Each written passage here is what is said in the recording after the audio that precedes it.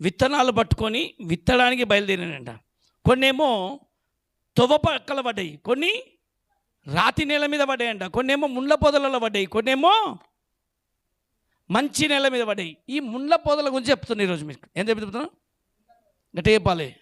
ముండ్ల పొద అనగా ఫస్ట్ సోమవారం అంటే అదే ఏంటి తెలుసా, ముండ్లను ఫస్ట్ తీసి పాడేస్తాడు. ఎవరైనా దారిలో ముండ్లు ఉన్నాయనుకో, కాళ్ళ గుచ్చుకుంటే ఏమవుతుంది? రక్తం వెళ్తుందా? సెప్టిక్ అయిపోతుంది. ముళ్ళు గుచ్చుకుంటే కాలు చివరికి నరికేసే స్థితికి వస్తుంది. కొంతమంది కాళ్ళు అప్పట్లో విషముళ్ళు ఉరుకుతుండే. యేసుప్రభు వారి కంట 3 ఇంచుల 3 ఇంత ఉంటుంది, 3 అంగుళాలు అంత పెద్ద ముళ్ళ కిరీటం పెట్టిన లోపల. ముళ్ళు గుచ్చుకుంటే పరిస్థితి ఎట్లుండేనంటే అది బయటికి చిన్నది తీసే వరకు ప్రాణం ఇంతనే ఉంటుంది, చిన్న ముళ్ళే, కానీ లోపల పోయితే ఎట్లుంటుంది? ప్రాణం అంతా అది బయటికి వెళ్ళేదాకా విలువలు ఆడేస్తాం ముళ్ళు గుచ్చుకున్న వాళ్ళకు. మరి ఈ ముళ్ళ కంపలో ఉన్న వాళ్ళు 24 గంటలు లేదా ఈ చింత ఏం చేత చింతలో ఉండి, వేదనలో ఉండి, దుఃఖంలో ఉండేవాళ్ళంట. దాన్ని తీసేసుకునేవాడు రాజమార్గం చక్కపరుచుకుంటాడు. సోమవారం అంటే ఏంటంటే ఏమో అవుతుంది, ఏమో అయిపోతుంది అని చెప్పి ఊహించుకుంటారు. చూడండి, ఏం కాదాడా, చిన్నదే అది. ఏదో అయిపోతుంది, ఏమో అయిపోతుంది, రేపటి గురించి ఆలోచన చేసి ఈరోజే జీవితాన్ని సంతోషంగా ఉండలేరు. రేపటి గురించి చింతపడే ప్రతి వ్యక్తి జీవితంలో సంతోషం అనేది ఉండదు. ఎందుకంటే వాళ్ళ ఈరోజు మంచి సంతోషం అనుభవించే దినమంతా రేపటి గురించి ఆలోచన చేసి సంతోషాన్ని పొడగొట్టుకుంటారు. చెప్తలే మీరు ఒకసారి. రేపటి గురించి ఎక్కువ చింతపడి ఈరోజు సంతోషంగా ఉండవలసిన జీవితము ఏమవుతుంది? రేపటి గురించి ఈరోజే చింత. చెప్పండి, ఎప్పటి గురించి? రేపటి గురించి ఈరోజే డిప్రెషన్. అందుకని మంచి సంతోషాన్ని, ఆనందాన్ని పొడగొట్టుకోవడం ఏంటంటే ఇదే. ఎవరెవరు చింతలు పడతారట? ఆ చింతతోటే సగం చచ్చిపోతావు. లేని రోగం అంతా ఆ చింతతోటే వస్తుంది. దేంతో? అయ్యో చెప్పాలి, మీరు చింతించడం వల్ల మురడు ఎక్కువ గారు, మురడు తక్కువ. ఎవరి గురించి ఎప్పటి గురించి చింత? మళ్ళీ అది కూడా ఇయ్యాల గురించి కాదు. ఈరోజు మంచిగా ఉన్న, ఈరోజు చాలు, ఏనాటికీడు ఆనాటికి చాలు. చెప్పండి, ఏమనాలి? ఏ రోజు కారోజు చాలు. ఈరోజు ఉన్నా సంతోషం, ఈరోజు ఉన్నా లేకపోయినా సంతోషంగా ఉంటుంది చాలు. ఆ సంతోషమే దేవుడు అద్భుతం చేస్తాడు. కొంచెం గట్టి చెప్పొచ్చు అమ్మ, చెప్పాలి. రేపటి గురించి ఎవరైనా పక్కన ఎక్కువ చింతపడుతుంది అనుకో, నువ్వు ఎక్కడ నీకేమి కాదని తెలుసు ఆల్రెడీ. రేపటి గురించి ఆలోచన అసలే చింతపడి నాశనం అయిపోవద్దు. అందుకని ఈ సోమరి అని ఎవరు అంటారు తెలుసా? దాని గురించి వచ్చినట్టుగా ఊహించుకొని ఏదో అయిపోయి అక్కడే కూర్చుండి పడక విడవకుండా కూర్చుంటారంట. చెప్పండి, ఏమండి? అరే చెప్తలేదు మీరు అది. ఎందుకంటే వాళ్ళకు ఆ ఆడవాళ్ళైనా మగవాళ్ళైనా ఇక దాన్ని చూడండి, పట్టుకుంటారు అనుకో, దాన్ని ఏది ఒక సాపను పట్టుకుంటారు అంటే దాన్ని పట్టుకొని ఇవ్వరు. అన్నీ కూర్చుంటారు, ఇక అన్నీ కూర్చుంటారు, అక్కడే అదేంటంటే డిప్రెషన్ మైండ్. సైతాన్ ఏం చేస్తారంటే అదే అవకాశం చూసుకొని దొరికిందని చెప్పి లాగుతూ ఉంటుంది. స్తోత్రం కలుగునుగాక. అందుకని ఏం చేయొద్దు. ఇప్పుడు దాన్ని ఎదిరించేవాడు మునగాడు, దాన్ని ఎదిరించే స్త్రీలు విజయం పొందుకుతారు. ఇదే రాళ్ళని ఏరి పారేయండి. చెప్పండి, చెప్పాలి. ఎక్కడికి వెళ్ళి? మైండ్లోకి వెళ్ళి చెప్పాలి. ఎందుకనంటే రాజమార్గం. చెప్పండి, రాజమార్గం చక్కపరచుకోండి అని బైబిల్లో రాస్తుంది. ఏ మార్గము? రాజమార్గం అంట. చూడండి అక్కడ ఏమని అంటే, ఏ మార్గం అది? వినవలే నాకు, గట్టిగా చెప్పాలి. కీర్తన గ్రంథము 68వ కీర్తన 4వ వచనంలో చూద్దాం.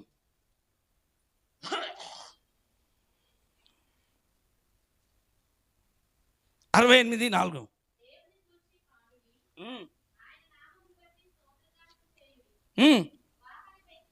వాహనము ఎక్కి అమ్మ ఎక్కడ ప్రయాణం చేస్తున్నాయినా? అరణ్యములో ప్రయాణం చేస్తున్న దేవుని గురించి ఒక రాజమార్గం మీరు ఏం చేయాలన్నా, ఎవరు చేయాలి ఆ పని చేయవలసింది ఏంటంటే ఇదే రాజమార్గం చేయండి. చెప్పండి, వినవాలేదు దృష్టి. ఏ మార్గం? ఇప్పుడు దుబాయ్కి హైదరాబాద్కు నీళ్ళకి వెళ్ళి చేస్తారు తోవా. ఎక్కడికి వెళ్ళి? దుబాయ్కి. అంటే ట్రైన్లో కూడా వెళ్ళిపోవచ్చు. స్తోత్రం కలుగును కాక. మెట్రో ట్రైన్, అది కూడా ఎక్కడికి అంటే సముద్రంలోకి వెళ్ళి తవ్వ చేస్తుండ్రు. యూట్యూబ్లో కొట్టి చూడండి, మీరు దొరుకుతుంది మీకు. వీళ్ళు ఒక తవ్వ ఏర్పరుస్తుండ్రు. ఎందుకంటే అందరికీ ఆశ ఉండదు, దుబాయ్కి పోవాలంటే అందరికీ ఆశ ఉంటుంది కదా, ఉంటుంది కదా కొంతమందికి. ఏది ఉండదు. అయితే దుబాయ్లో పని చేసుకోనికి ఈజీ, పెద్ద కాదు. పాస్పోర్ట్ ఏం లేదు ఇప్పుడు. ఈసారి పాస్పోర్ట్ ఏం లేదు, డైరెక్ట్ పోవడమే. అలాంటి తవ్వ నీళ్ళకి వెళ్ళి తీస్తుండ్రు. ఇప్పుడు చెప్పండి, పరలోకానికి భూమి మీదకి, నీ ఇంటికి చెప్పండి అయ్యో చెప్పాలి. తవ్వ ఎవరు ఏర్పాటు చేయాలి? చెప్పాలి. ఈ రాజమార్గం. అందుకే పొద్దున ఆయన రానికి నువ్వు ఎన్ని రోజుల నుంచి ప్రార్థన చేస్తున్నావు? దేవా, అది కూడా ఏమని, దేవా నా ఇంటికి రావాలి ప్రభా, ప్లీజ్ నన్ను తీసుకపో ప్రభా అంటే, నేను రావడానికి సిద్ధంగా ఉన్నా. నా మార్గం నేను ఎట్లా వస్తాను? బండి మీద. అమ్మ చెప్పాలి, మీ ఇంటికి ఎవరైనా రావాలంటే ఎట్లా వస్తారు? కారు వచ్చి ఆగిందంటే ఎట్లుంటుంది మీ ఇంటి ముంగట? నిజం చెప్పాడు, అబద్ధం ఆడకుండా. మీ ఇంటి ముంగట ఒక పెద్ద కారు వచ్చి మీ ఇంటి ముంగట ఆగిందనుకో, ఎట్లుంటుంది? మా ఇంటికి పెద్ద కారు వచ్చి ఉంటుంది. అయ్యో చెప్పాలి, ఎప్పుడు అదులే, ఎప్పుడు రాలే. పెద్ద కార్లు ఎవరైనా మీ ఇంటికి వచ్చిందనుకో, అందరూ ఏం చూస్తారు? చెప్పాలి, అరే ఎవరో వచ్చిండ్రు వీళ్ళింటికి, ఎవరో వచ్చిండ్రు కార్లలో వస్తుండ్రు వీళ్ళింటికి అని అనుకుంటారు కదా. నేను స్టార్టింగ్లో అప్పుడు అట్లనే అనుకునేది. ఏది ఎవరున్నట్లు వచ్చినప్పుడు, మా గల్లి, మా నల్లగుట్ట ఉంది కదా, మీ ఇంటికాడికి రావాలంటే సంధి ఉంది. ఏముంది చెప్పాలి? నల్లగుట్ట ఇల్లు ఎంతమంది చూసారు? అదేమంటుండే చిన్న సంధి. ఏది లోపలికి కారు ఎక్కడో పెట్టేసి లోపలికి రావాలి. ఆ సందులోకి వెళ్ళి లోపలికి రావాలంటే వాళ్ళ కారులో వచ్చింది తెలియదు, నడుచుకుంటూ వచ్చింది తెలియదు. పాపం నా దగ్గర నేను నల్లగుట్టలో ఉన్నప్పుడు పాపం మంచి వాళ్ళు వస్తుండే, వచ్చి కార్లలో వచ్చి కారు ఎక్కడో పెట్టేసి వచ్చి నల్లగుట్టలకు వచ్చి వాళ్ళ సందులకి నడిచిపోతుండే. వాళ్ళకి ఏం తెలుస్తుంది? పందుల ముందు ముత్యాలు వచ్చినట్టు ఉంటుంది. వచ్చింది మంచి వ్యక్తులు వచ్చేది. ఆ సేవకుడు ఆయన ఎంత పెద్ద మనిషి అయినా సరే ఎక్కడికి వెళ్ళి ఎట్లా వస్తుండు చెప్పాలి. అందుకనే సరైనది కాదు అది. అందుకని వాళ్ళు వచ్చేది, మీ దగ్గర అంతా బురద, నేనే ఇంతెందుకు తర్వాత పోవడానికి ఎప్పుడు చూసినా గలీజ్గా ఉంటుంది తవ్వ. ఇది పొగుదే కాదు. అందుకనే ఏం చేయాలి? తవ్వ చెప్పాలి. చిన్న రోడ్డు ఉందనుకో, పెద్ద బండి వస్తుందా? ఇప్పుడు మరి మన దేవుడైన యెహోవా మేఘాల మీద ఇంటికి రాబోతున్నాడు. స్తోత్రం కలుగును గాక. ఎట్లంట? ఆయన మేఘములను తనకు వాహనంగా చేసుకున్నానని కీర్తన గ్రంథం 104వ కీర్తనలో 3వ వచనంలో ఉంటుంది. స్తోత్రం కలుగును గాక. మేఘములను తనకు. అమ్మ చెప్పండి, ఈరోజు నుంచి ఎంతమంది రెడీ ఉండరు మరి రాజమార్గం చక్కపరచడానికి? అందుకని విత్తనాలన్నీ వ్యర్థం కాకుండా చింతలో నుంచి బయటికి వస్తే రాజు ఇంటికి రాబోతున్నాడు. అమ్మ చెప్తలేదు చూసిన, ఆమెను కూడా లేదు ఇంట్లోకి వెళ్ళి. ఎవరు రాబోతుండ్రు? ఎవరు రాజు? మహిమగల రాజు లోపలికి వచ్చినట్లుగా పురాతనమైన తలుపులారా మీ తలుపులను లేవనెత్తండి. మహిమగల రాజు ప్రవేశించినట్లుగా మీ గుమ్మములను పైకెత్తండి, మీ తలలు పైకెత్తండి. ఎందుకనంటే వస్తున్నది కిందికి వెళ్ళి కాదు, పైనుండి వస్తుండు. స్తోత్రం కలుగును గాక. ఎక్కడికి వెళ్ళి వస్తుండు? వచ్చే ఆయన ఆ రాజు ఈ రాజు లాంటి వాడు కాదు, ఆ రాజు లాంటి వాడు కాదు, ఆ రాజు లాంటి కాదు. బంగారు కార్లలో వస్తలేడు, ఆమె బుల్లెట్ కార్లలో వస్తలేడు. ఏ కార్లో వస్తుండ ఆయన? చెప్పాలి. మేఘవాహనుడై ఆయన మేఘాల మీద దిగొస్తుండు. స్తోత్రం కలుగును గాక. అందుకని నీ తొవ్వ ఎక్కడుండాలంటే డైరెక్ట్ ఆకాశానికి భూమికి మధ్యలో నిచ్చెన వేసినట్టుగా నువ్వు ఒక తొవ్వ చేయి. స్తోత్రం కలుగును గాక.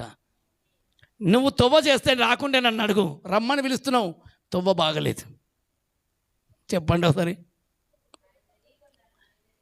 ఆయన ఇచ్చే బహుమానం ఆయన చేతిలో ఉందంట. ఎక్కడుంది? నీ గురించి ఒక బహుమానం పట్టుకొని చేతిలో పట్టుకొని రెడీగా ఉన్నాడు. అయితే నాకు తొవ్వ కనిపిస్తలేదు, కొంచెం తొవ్వ తెరవమ్మా. అమ్మ చెప్పండి, ఏం చేయండి? కొంచెం తొవ్వ క్లియర్ చేయి. ఇప్పుడు ఎవరు చెప్తున్నమాట? ఎవరు చెప్తుండు? ఎంతమంది చెప్తారు? నాకే చెప్తుండు అనేసి. కొంచెం గట్టిగా చెప్పండి చూద్దాం. కొంచెం గట్టిగా చెప్పాలి. అందరికి చెప్తున్నట్టుగా ఉండొద్దు ఈ మాట, నాకే చెప్తున్నట్టుగా. అట్లా అసలు ఫీలింగ్ ఎవరికైనా వచ్చిందా? కొంచెం గట్టి వస్తే చెప్పండి. ఇట్లా చేతులు తలలియా వచ్చిన వాళ్ళు చెప్పండి, రాని వాళ్ళు చెప్పండి. అమ్మా సంతోషం. వచ్చిన వాళ్ళు చెప్పండి హల్లెలూయా. ఆయన ఈరోజు ఒక మాట అనుకుంటున్నాను, నేను ఒక బహుమానం నీకు ఇవ్వాలని ఎదురుస్తున్నా, నేను ఒక గొప్ప గిఫ్ట్ నీకు ఇవ్వాలని ఎదురుస్తున్నా. ఆ గిఫ్ట్ పొందడానికి అర్హత నీకు ఉంది. చెప్పండి ఏమండి? ముళ్ళల్లోకి వెళ్ళి బయటికి రమ్మన్నా, నువ్వు మళ్ళీ ముళ్ళల్లోకి పోయినావు అని అన్నాడు. ఎక్కడ పోయినావు? చెప్పాలి గట్టిగా. ముళ్ళ తారి నువ్వు వెతుక్కుంటున్నావు, అది కరెక్ట్ కాదు. నేను నీకు రాజమార్గంలోకి, నువ్వు సరైన విశాలంలో కూర్చుంటే నేను నీ దగ్గరికి రాబోతున్నా. ఒకవేళ నేను అదే సంధిలో ఉంటే ఎట్లుంటుండే? మీరు వస్తుండేనా? చెప్పాలి. మీరు వస్తుండేనా? ఇంకెవరైనా వచ్చేదా? గట్టేపాలి. నన్ను దీవించాలనుకున్నాడు, స్తోత్రం కలుగును గాక. అందుకే నా దారి మలుపు తిప్పిండి, స్తోత్రం కలుగును గాక. ఇప్పుడు చెప్పండి, మీకు చెప్తున్నాడు, దారి మలుచుకో. నువ్వు ఉన్న చోటు, నువ్వు దరిద్రమైన స్థలాన్ని కోరుకోకు. అది నాశనముకు పోయే దారి అది. అందుకే ఎప్పుడైతే నీ మనసు అక్కడ ఓడమవుతుందో, దుష్టుడు నీ శరీరాన్ని పాడు చేయడం మొదలు పెడతాడు, నీ ఆలోచనలు పాడు చేస్తాడు, నీ తలంపులు పాడు చేస్తాడు. అందుకే దుష్టుడు విచారం ఏంటి తెలుసామా? నీ తండ్రి ఇల్లు మరువు, నేను నిన్ను దీవించబోతున్నా. నీ కొరకు నేను ఎక్కడ నువ్వు అరణ్యంలోకి వెళ్తే, అరణ్యంలోకి అబ్రహామా నేనే నీ దగ్గరికి దిగి రాబోతున్నా. సింధూర వనం దగ్గరికి, ఏదోని వనంలో చూడండి, అందరు చదవండి. ఆదికాండం 18వ అధ్యాయము.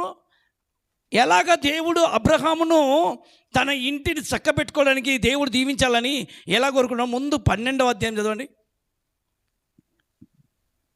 ఆదికాండం 12వ అధ్యాయము 1, 2, 3 వచనాలు చదవండి. నీవు లేచి నీ దేశాన్ని నుంచి నీ బంధువుల దగ్గరికి వెళ్ళి, నీ బంధువుల మీద మళ్ళీ మనసు పెట్టకు. దేని మీద పెట్టకు? నువ్వు మంచి ఉన్న నీ శరీరము, నీ ఆలోచన పరలోకంలోకి వెళ్ళబోల్సింది, అక్కడే దుష్టుడు పట్టేస్తాడు. లేచి నీ బంధువుల ఎదురు నుండి, నాకేమో మల్కారం చూపించిండు, మీకేమో హైదరాబాద్ చూపించిండా? చెప్పాలమ్మా. నేను చెప్పినట్టుగా నువ్వు వింటే నువ్వు ఆశీర్వాదకరంగా ఉంటావు. అబ్బా, ఇప్పుడు ఆయన ఇంట్లో ఉన్నప్పుడు దీవించబడ. అందుకే కొంతమందిని దారి మలుపుతాడు. ఏం చెప్తాడు? దారి మలుపుతాడా? ఆమేన్. భూమి యొక్క సమస్త వంశములు నీ, అబ్బా ఏం ఆశీర్వాదం చూడది నీ అందు.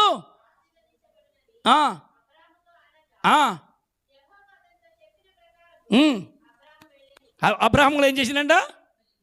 చెప్పినట్టుగా చేసిండు. ఇప్పుడు 18వ అధ్యాయం చూద్దాం. ఆయన ఉన్న చోటికి మరి దేవుడు కూడా రావాలి కదా, చెప్పినట్టుగా మాట ఇచ్చినట్టుగా రావాలి కదా. వచ్చిండా లేదా అని ఇక్కడ ఆదికాండం 18వ అధ్యాయం 1వ వచనం చూద్దాం. మైక్లో తీసుకొని చదవచ్చు కదమ్మా. కొంచెం మైక్ ఇచ్చి మైక్లో చూడండి. అక్కడ ఏమని అంటుండా? చాలా చక్కటి మాట. ఆదికాండం 18. మరియు మామ్రే దగ్గర ఉన్న సింధూర వనము దగ్గర అబ్రహాము బాగా ఎండవేళలో గుడారపు వాకిటి దగ్గర కూర్చొని ఉండగా యెహోవా అతనికి కనబడెను. అమ్మ ఎవరు కనబడరైనా? రాజమార్గం. ఏ మార్గము? ఎక్కడ పరలోకము, ఎక్కడ గుడారం? చెప్పలు. ఎక్కడ పరలోకము, ఎక్కడ గుడారం? అరే చెప్పండి ఒకసారి. ఆయన కనుక అక్కడే ఉంటే నేను రాను. నువ్వు నా మాట విన్నావు కాబట్టి నేను నీ దగ్గరికి వచ్చిన, స్తోత్రం కనుక కాక. ఇప్పుడు ఎంతమంది అర్థమవుతుంది? ఏ మార్గం? అదే రాజు. మరి ఎక్కడ దాకా వచ్చిండు? గుడారము ముంగటికి. చెప్పండి ఎక్కడికి? అరే అసలు ఒక వ్యక్తి ఎవరు దీవించాలని అనుకున్నాడంటే ఆ వ్యక్తి త్రోవ క్లియర్ చేసుకోవాలి. చెప్పాలని చేయాలి, త్రోవ సరి చేసుకోవాలి.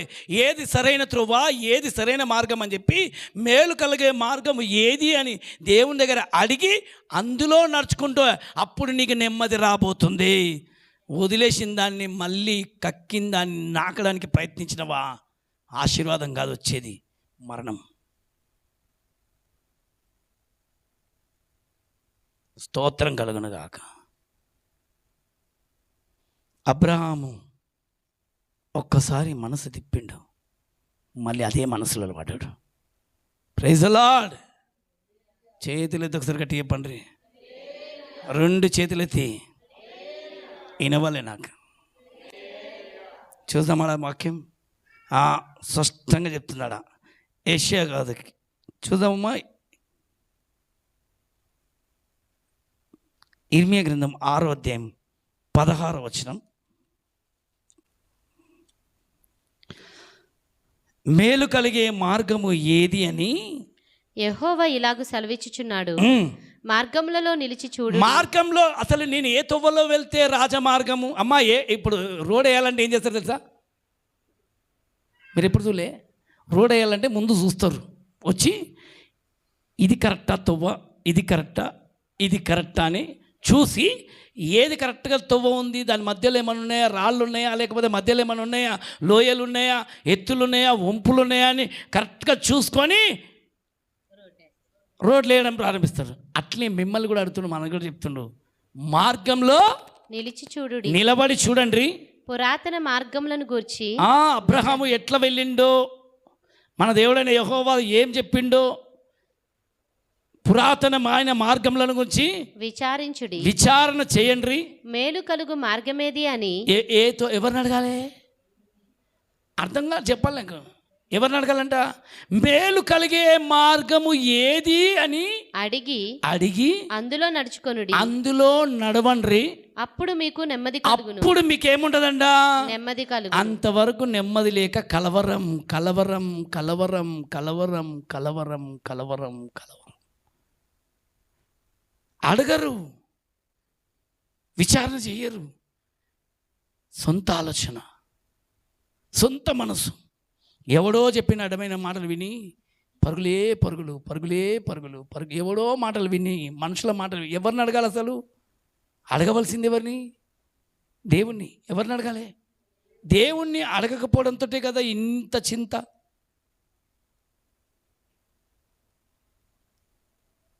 Praise the lord. ఎవరిని అడగకపోతే చెప్పాలి, ఎవరిని అడగకపోతే.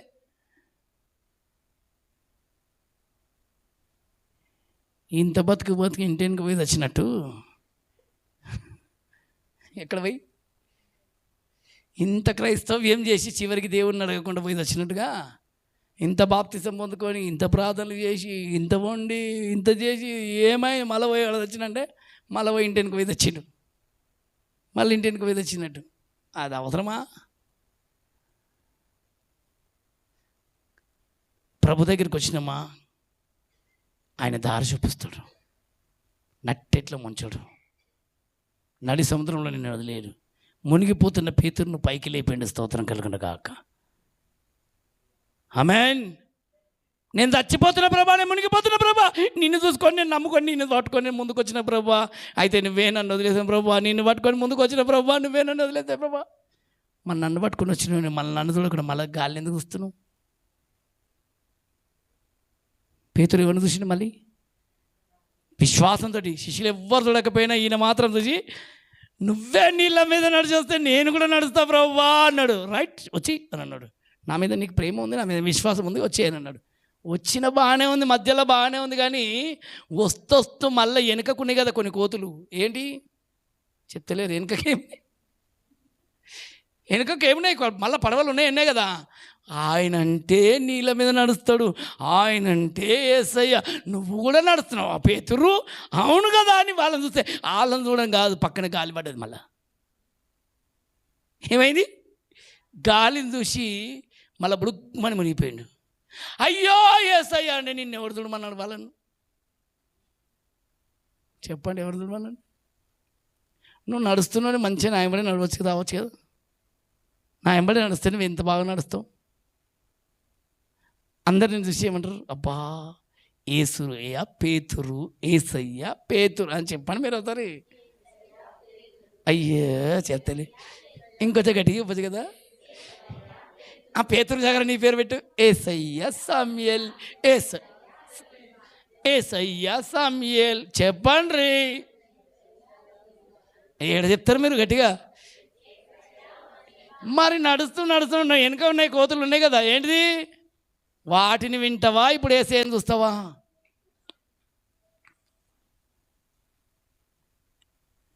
ఫెయిల్ అయిపోతావు అనేవాడని చెప్పిన నా ఏసే నా పక్కనున్నా. లోకంలో నేను ఫెయిల్ అయిపోతాను కానీ పరలోకంలో పాస్ అయిపోతున్నా. నీ దేవుడే నా దేవుడు చెప్పండి. అత్తమ్మ నన్నిడవకమ్మా అన్నదంట రూతమ్మ. ఏమన్నది? నన్నిడవకమ్మా రూతమ్మా అని చెప్పింది. అమ్మ పోమ్మా అనంటే నేను ఎక్కడికి పోతానమ్మా, నువ్వు ఉండే చోట్లనే నేను ఉంటా. స్తోత్రం కలుగును గాక. ఆమెన్. ఈరోజు అలాంటి ఉత్తమమైన కోడళ్ళు కావాలి. స్తోత్రం కలుగును గాక. ఈ రోజులలో ఏమన్నా అత్తలేని కోడలు ఉత్తమురాలంట. ఏ కోడలు? ఆ ఇంట్లో అత్తుందా అయితే నాకు వద్దు మొగడు అని అంటారు. ఎందుకంటే ముందే అత్తుందా లేదని చూసుకుంటారు. పర్మనెంట్ ముందే చూసుకుంటారు. అబ్బో నాకు అత్తొద్దు, ఏం కావాలి, నాకు భర్తనే కావాలి. మొన్ననే ఒక మంచి మ్యారేజ్ వచ్చింది, మంచిగా నాకు చెప్తుండ్రు, అన్న పెళ్ళి కావాలంటే పెళ్ళి అంత ఎంగేజ్మెంట్ అయిపోయినాక మళ్ళీ చెప్తుంది, మీ ఇంట్లో అమ్మ ఉందా ఉంటుందా? అమ్మ ఎమ్మడంటే నేనైతే ఉండను, ఇప్పుడే చెప్పేస్తున్నాను నేను. ముందే నువ్వు ఒంటరి మనిద్దరం కలిసి ఉండేది అంటేనేమో పెళ్ళి చేసుకోలేకపోతే బో అన్నది. మరి నువ్వేమంటావు? ఏమన్నానంటే ఆమెను కాదు ఈమెను కాదు, ఇద్దరు ఆమె దగ్గర ఉండకు ఈమె దగ్గరకు ఉండకు, ఇద్దరు కలిసి వేరే ఉండను పోరాను. ఏమనాలి? ఆ అమ్మొద్దు ఈ అమ్మొద్దు. ఎందుకంటే ఈ అమ్మతోటి ఉన్నాను ఇబ్బంది పడతావు, ఆ అమ్మతోటి ఇద్దరు కలిసి సంతోషంగా ఉన్నానంటే ఇద్దరు కలిసి పక్కన ఉండండి. దేవుడు కూడా మంచి న్యాయమైన తీర్పు చేసి, అందుకే పెళ్ళిళ్ళు చెప్తాం కదా, ఏమని నీ తండ్రి ఇంటిని విడువు అని ఆడపిల్లకు కూడా చెప్తాం. చెప్పండి రా, ఏంటిని? భర్తనే సర్వస్వం మంచి భర్త ఎంబడి ఉండిపోవాలి. స్తోత్రం కలుగును కాక. ఎవరెంబడి ఉండిపోవాలి? ఏం చెప్తలేదు చూసిండ్రా, ఎవరెంబడి ఉండాలి? అందుకని అటింత మనసు ఇటింత మనసు ఎందుకు వచ్చిన బాధ? నన్ను అడిగినారు ఏం చెప్తావు, నువ్వే చెప్పనేసి. నేనేం చెప్తాను? బైబిల్లో ఉన్నది చెప్పిన.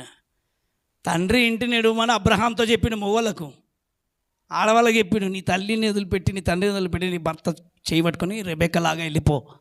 స్తోత్రం కలిగినాక. ఎలాగా? రెబెక్క పోయింది, ఎట్లా పోయింది? భర్తని వెంటనే వెళ్ళిపోయింది. హల్లెలూయా. అలాగనే చాలా మటుకు ఈ పెళ్ళైనాక కూడా నా కొడుకు నా దగ్గరనే ఉండాలి అనే బుద్ధి ఉన్నతుడు దానివల్ల ఇబ్బంది పడతారు. నేను కూడా పెళ్ళిళ్ళు చేసిన కదా, ఎవరు నా దగ్గర పెట్టుకోండి, మీరు మీరు ఐహిక విచారం అంటే ఎడికెళ్ళి వస్తుంది? వీళ్ళు మంచిగా ఉన్నారు, వీళ్ళు వెనుక గురించి ఆలోచన చేసి విచారం. అమ్మా నువ్వు బాగానే ఉంటావు, అదే నీకు భర్తతో గమనం ఉన్నావు అనుకో, నువ్వు సూపర్గా ఉంటావు. అదే నీ భార్యతో ఉన్నావు సూపర్ ఉంటావు. కానీ నీ ఆలోచన ఇంకెవరి మీద నేను ఐహిక విచారం. ఏ విచారం చెప్పాలి? ఏంటి విచారాలు చెప్తలేరు. ఎవరి గురించి ఆలోచన చేసేది? అది నీది కాదు, గాలికి పోయేది. ఏది? గాలికి పోయే కంపంతా నెత్తికి పట్టినట్టు నీది నువ్వు గమ్మున నడవచ్చు కదా. అబ్రహామా, మళ్ళీ అబ్రహామును చక్క పెట్టుకొని అబ్రహాం సారా చక్కగా కూర్చోండి అరణ్యంలో కూర్చున్నట్టు. ఎక్కడ? అయ్యో చెప్పాలి ఎక్కడ? కొంచెం గట్టిగా చెప్పండి. అరణ్యంలో వాళ్ళు స్పష్టంగా కూర్చుని చప్పలు కూడా చెప్పండి ఒకసారి. హల్లెలూయా. చింత లేదు, ఏం లేదు, ఇద్దరు కలిసి నిమ్మలంగా ఉండరు. ఆ చోటుకి మిట్ట మధ్యాహ్నం యెహోవా ప్రత్యక్షమైండు. వచ్చి అబ్రహ్మా చూడండి అక్కడ ఏమంటున్నావు? 15వ అధ్యాయం 1వ వచనంలో, ఇవి జరిగిన తర్వాత యెహోవా వాక్యము అబ్రాహామునకు దర్శనమందు వచ్చి, అబ్రహాంతో మాటిమాటికి వస్తున్నాడంట. అరణ్యంలో ఉన్న అబ్రహాం దగ్గరికి వచ్చి అబ్రామా ఆ, భయపడకుము, ఆ. నేను నీకు కేడెము. అరణ్యంలో ఉన్నా, ఒంటరిగా ఉన్నా, సారం వెంబడే ఉన్నా అని చెప్పి నువ్వు భయపడకు, ఎవరు లేరని చింతపడకు, నేనున్నా నీతో. చప్పట్లు కొట్టండి. ఏమంటున్నావు? చెప్పాలమ్మా, ఏమంటున్నావు? భయపడకు, నేను నీకు తోడే ఉన్నా. నీ బహుమానం అత్యధిక మగున. ఓ రోబోషకి ఏమంటాడు? అలా చక్కగా చెప్తున్నాడు. నీ బహుమానం అంటే బహుమానం పట్టుకొచ్చిందా? బహుమానం తెలియదా? చెప్పాలి. బహుమానం ఆయన చేతిలో ఉంది. ఆమేన్. అంటే ఖచ్చితంగా దేవుడు ఎవరిని దర్శించబోతున్నాడు? అబ్రహామును వదిలేసిండా? నువ్వు వెళ్ళిపో అబ్రహాము, అరణ్యంలోకి వెళ్ళి కూర్చోనంటే అబ్రహామును అక్కడ వదిలేలే. అబ్రహామును దీవిస్తానని చెప్పిన దేవుడు అబ్రహామును వెంటాడుతున్నాడు.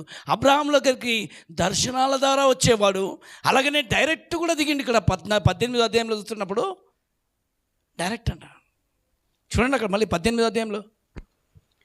మరియు మమ్రే దగ్గరనున్న సింధూర వనములో అబ్రహాము ఎండవేళ గుడారపు ద్వారమందు కూర్చుండి ఉన్నప్పుడు యెహోవా అతనికి కనబడెను. చూడండి, ఒకసారి ఏమో దర్శనంలో, ఫస్ట్ టైం ఏమో స్వరం ఇచ్చిండు, రెండోసారి దర్శనములు, ఇంకా మళ్ళీ కనబడుతుండు డైరెక్ట్.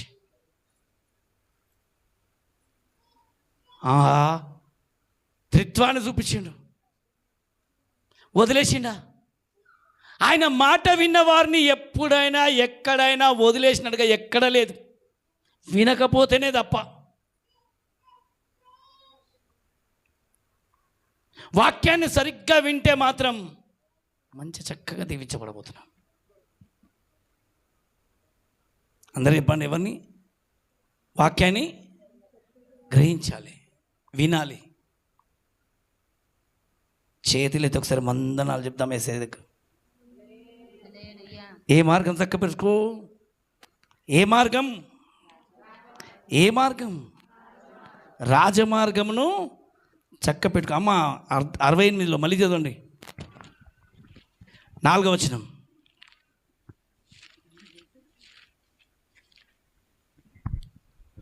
దేవుని గూర్చి పాడుడి, ఆయన నామమును బట్టి స్తోత్రగానము చేయుడి. వాహనమెక్కి అరణ్యములలో ప్రయాణము చేయు దేవుని కొరకు, అరణ్యంలో ప్రయాణం చేస్తున్న దేవుని గురించి ఒక రాజమార్గము చేయుడి. ఈ రాజమార్గాన్ని చేసిన వాళ్ళు ఎవరయ్యా అని ఆలోచన చేస్తుంటే అబ్రహాం చేసిండ్రు. ఎవరు చేసిండ్రు ఇప్పుడు? అంటే ప్రతి ఒక్కరు అబ్రహాం లాగా దేవుని మాట వింటే వాళ్ళకి ఏం క్లియర్గా పోతుంది చెప్పాలి. రాజు అరణ్యంలో తిరుగుతున్నాడంట. ఎక్కడ తిరుగుతున్నాడు అమ్మ చెప్పాలి? ఎక్కడ తిరుగుతున్నాడు? ఎక్కడ ప్రయాణం చేస్తున్నాడు? ఎక్కడ? మేఘాల మీద యేసు పరిశుద్ధులందరినీ, ఆమేన్. మేఘాల మీద యేసు పరిశుద్ధులందరినీ, మేఘాల మీద యేసు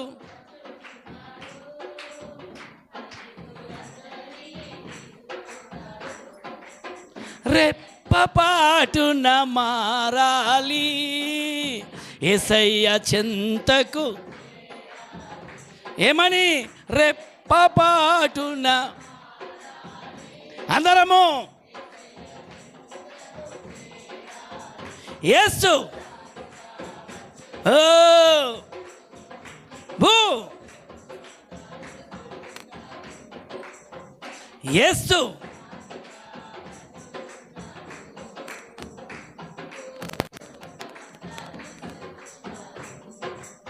క్రైస్తవుడా మరువవద్దు ఆయన రాకాడా.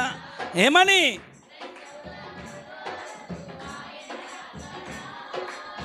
కనిపెట్టి ఏమని? కనిపెట్టి.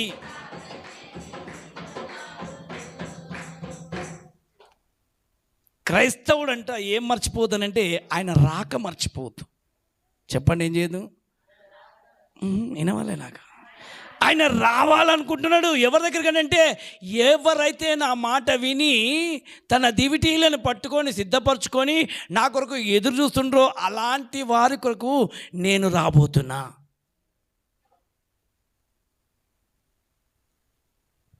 జీవితాలను చక్కబెట్టుకొని సిద్ధపరచుకొని తమ జీవితాలను వెలిగించుకొని వాక్యంతో కట్టుకొని నిలబడిన వారి గురించి ఆ రాజు అబ్రహాము దగ్గరికి ఎలా వచ్చిండో అదే మహోన్నతమైన మహిమగల రాజు ఇప్పుడు నీ దగ్గరికి కూడా మేఘము రాబోతుంది. వస్తుంది. యెషయా గ్రంథంలో 11వ అధ్యాయంలో ఒక మాట చెప్తాడు, చూద్దాం.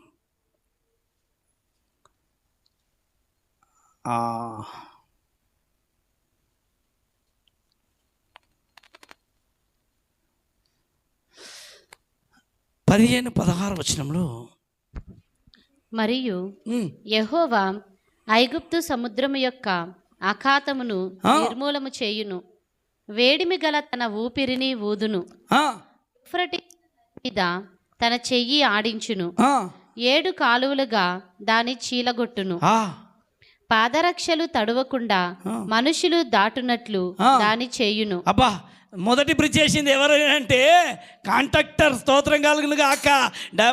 మన తండ్రి అయిన యెహోవా దేవుడే. దేవుడికి మహిమ కలుగును గాక. సముద్రంలో తవ్వేసింది ఎవరు చెప్పాలి గట్టిగా. ఎర్ర సముద్రంలో త్రోవ తెరిచింది మహిమగల రాజు. తన చెప్పని ఏమి ఇచ్చినాడు అలా, ఏమన్నా ఊపిరి పిలిచి చూడండి ఆయన ఎలాగ బ్రిడ్జ్ చేసిండో చూడండి. తవ్వ వేడిమిగల తన ఊపిరిని ఊదును. అమ్మ ఏమంట? వేడిమిగల ఊపిరిని ఊదంగానే యూఫ్రటీసు నది మీద తన చెయ్యి ఆడించును. ఏం ఆడించిండ చూడండి, తన చేతి పని ఎలాగ. స్తోత్రం కలుగును గాక. 7 కాలువలుగా దాని చీలగొట్టును, పాదరక్షలు తడవకుండా. దేన్ని తడవకుండా? ఇప్పుడు చూడండి, బ్రిడ్జ్ మీద పోయేటోళ్ళకి ఏమైనా కాళ్ళు తడుస్తాయా? అమ్మ చెప్పండి సార్. కాళ్ళు తడవకుండా వాళ్ళని నడిపించిండు. స్తోత్రం కలుగును గాక. ఈరోజు మనలను కూడా అదే పని. ఈ తెలివి ఎడికెళ్ళి వచ్చింది వీళ్ళకు బ్రిడ్జ్ చేయడానికి? వాక్యము ద్వారా. అందరు చెప్పండి, ఎక్కడి నుంచి వచ్చింది ఈ బ్రిడ్జిలు వేసే తెలివి? ఎడికెళ్ళి వచ్చింది? కొండలకెళ్ళి తవ్వెట్లా తీసిండ్రు?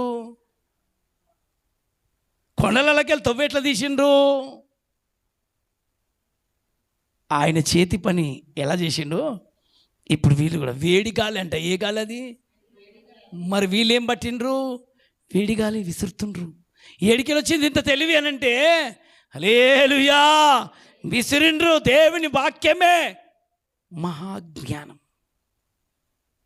ఏడికెళ్ళి వచ్చింది ఈ సైంటిస్టులకు? మొదలుపెట్టిందే క్రైస్తవుడు. దేవుడికి మహిమ కలుగును గాక. అందుకే నేను ఎందుకు పనికిరాను అనుకోకండి. రాజమార్గం చక్కపట్టు. ఆమేన్. ఏ మార్గం? రాజు తిరుగుతున్నాడు. ఐగుప్తులను వాళ్ళు మాట విన్నారు. బయలు వెళ్ళండి అనేసి మోషే చెప్పంగానే మాట విన్నారు. మాట విన్న వాళ్ళకు తువ్వ తీరుస్తున్నాడు. స్తోత్రం కలుగును గాక. చూడండి, కావున ఐగుప్తు దేశం నుండి ఇశ్రాయేలు వచ్చిన దినమున వారికి దారి కలిగినట్లు అష్షూరు నుండి వచ్చు ఆయన ప్రజల శేషమునకు రాజమార్గం ఉండును. హల్లెలూయా. ఏ మార్గమున పోతుంది? ఏ మార్గమున పోతుందంట? రాజమార్గం. ఈరోజు ప్రతి ఒక్క బిడ్డకు దేవుడు తెరవబోతున్నది ఏంటో వాళ్ళంటే రాజమార్గం. నువ్వు ఎందుకమ్మా ఊకే ఏసయ్యానంటే నీకేం తెలుసమ్మా? ఆయన నా దగ్గరికి రాబోతున్నాడు. చెప్పండి ఒకసారి గట్టిగా. ఎవరి దగ్గర రాబోతున్నాడు? ఆయన నా ఇంటికి రాబోతున్నాడు. ఎవడైనా ఆయన స్వరం విని తలుపు తెరిస్తే అతనితో నేను, నాతో అతడు కలిసి వస్తాం. ఈ రాజమార్గం చక్క పెట్టుకున్న వ్యక్తి అంట పొట్టోడు జక్కయ్య. మీకు తెలుసు బాగా. చెట్టెక్కి చూసిండు. నేను నీ ఇంటికే వస్తాను, ఎందుకంటే నువ్వు నన్ను చూస్తున్నావు, నేను నీ దగ్గరికి వస్తా. స్తోత్రం కలుగును గాక. ఆమేన్. ఈరోజు ఎవరైతే ఆయన వైపు కనిపెట్టుకొని కూర్చుంటారో అబ్రహాం లాగా ఈరోజు వరకు ఆ రాజమార్గం చక్కబెట్టబడుతుంది. ఇప్పుడు మనం కూడా ఆయన దగ్గరికి వెళ్ళాలంటే ముందు ఆయన వస్తేనే కదా తువ్వ. ఆయన క్లియర్ చేస్తుండు. మన ఇంటికి ఆయన వస్తున్నాడు. ఇప్పుడు ఆయన ఇంటికి చూడండి, అలా ప్రకటన గ్రంథం 3వ అధ్యాయం 20 వచనం. ప్రకటన 3:20.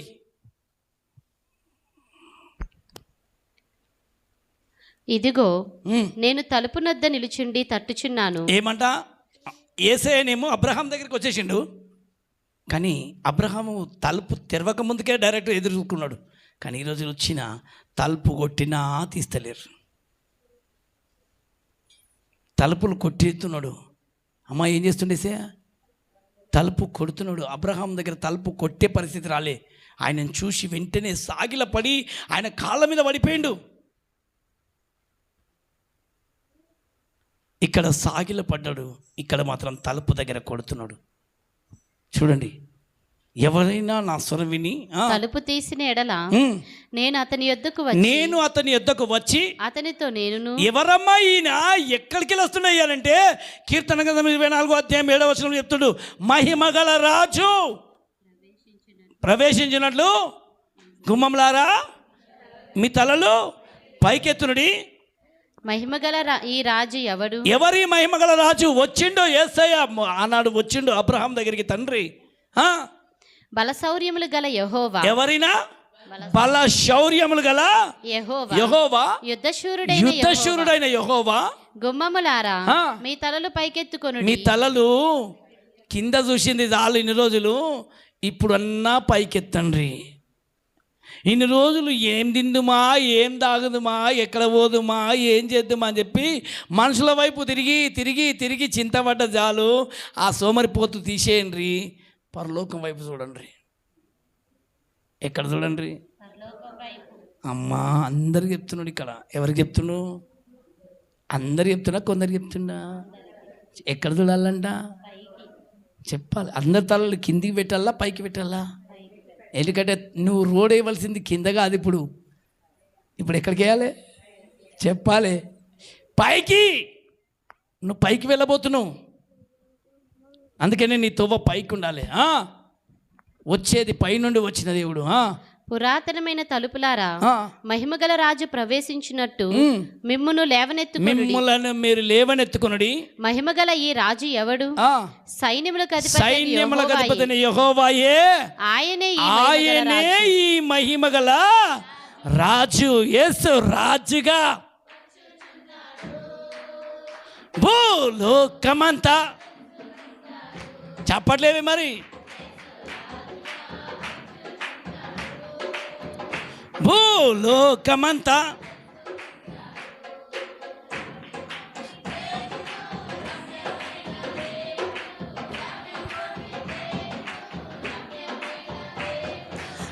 రాజుగా యేసు. యేసు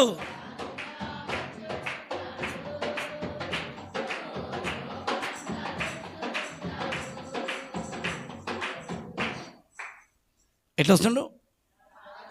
అందుకే ఇక్కడ వచ్చేమన్నాడు, ఎవరైనా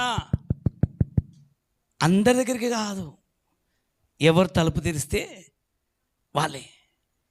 ఇప్పుడు ఎవరైతే నా మాట విని నా స్వరం విని మెలకుతో ఉండి ఏ రాత్రి వస్తాడో ఏ పగలు వస్తాడో అని కనిపెట్టుకొని కూర్చునే వాళ్ళు రాజమార్గం చక్కబెట్టుకునేవాళ్ళు. ఇంకొంచెం టైం ఉందిలే అని చెప్పి పండుకునేటోళ్ళు బుద్ధి లేని కన్యకలు. చెప్పండి ఎవరు? ఏ కన్యకలు?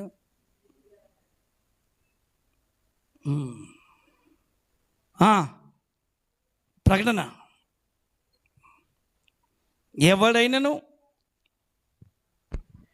మర్చిపోయినా మళ్ళీ. ఎవడైనను నా స్వరము విని తలుపు తీసిన ఎడల నేను అతని యొద్దకు వచ్చి అతనితో నేనును నాతో కూడా అతడును భోజనము చేయుదుము. ఆమేన్. నాతో పాటు మీరు రావాలంటే అమ్మా దారి కావాలి కదా, నేను ముందు రావాలి, మీరు కూడా నాతోటి రావాలి. ఆ దారి ఎలాంటిది అని అంటే, ఆ దారి గురించి అదే యెషయా గ్రంథం 35వ అధ్యాయంలో 8వ వచనంలో చూపిస్తారు.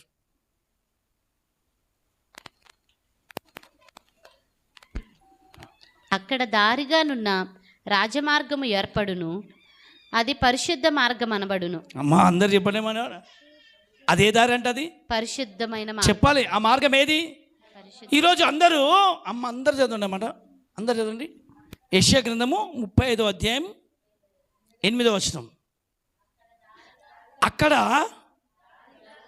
దారిగా ఉన్న రాజమార్గం ఏర్పడును. అది ఏ మార్గం అనబడును? అది పరిశుద్ధం అనబడును. అది ఎవరు వెళ్ళొద్దు చెప్పాలి. రాజమార్గం చక్క పెట్టుకోండి అంటే అర్థం ఏంటంటే అపవిత్రత ఉండొద్దు. చెప్పండి, ఏముండొద్దు? ఇప్పటిదాకా రాజమార్గం అంటే అసలైందేనంటే ఇప్పుడు వస్తుంది. ఏముండదంట? అపవిత్రులు వెళ్ళకూడని చోట్లో రాజమార్గం వెళ్ళాలి. అపవిత్రత మనిషి లోపల ఏమాత్రం రవ్వంత ఉన్నా సరే వాళ్ళు వెళ్ళరు. ఏముండదంట? అది అపవిత్రుతులు పోకూడని మార్గము. ఏమన్నా అది ఎవరికి వెళ్ళబడినా ఎవరైతే మార్గంలో వెళుతుంటారో అది అపవిత్రులు పోకుండానే మార్గము. అది మార్గమున పోవారికి ఏర్పరచబడిన 3 లైనను దానిలో నడుచుచు త్రోవను తప్పక యుందురు. అబ్బో 3 లైన్ అంటే అర్థమైంది ఎప్పుడు? అమ్మా, మూతి ముడుచుకునే వాళ్ళు, లేకపోతే ప్రభు వైపు నుండి చూసి మళ్ళీ తిరిగి ఆయన ప్రేమను ఎరిగి కూడా మళ్ళీ తిరిగి వెనుకకు వెళ్ళేవారు, లేదా వాక్యానుసారంగా నడవనివారు మూర్ఖులు అనొచ్చు. అక్కడ సింహం ఉండదు. అక్కడ ఏముండదు? అయ్యా చెప్పాలి. ఎంతమందికి రాజమార్గం అంటే ఇక్కడ రాజమార్గంలో ఏముండదు? సింహం ఉండదు. అమ్మ, అడవిలో పోతుండే ఎన్నో సింహాలు అలుస్తాయి, కానీ ఆ మార్గం అక్కడికి వెళ్ళినప్పుడు సింహం ఉండదు, క్రూర జంతువులు. అయ్యా చెప్పాలి, ఏముండే అక్కడ? ఇక్కడ భూమి మీద అన్నీ ఉంటాయి, కానీ అక్కడ మాత్రం క్రూర జంతువులు ఉండవు.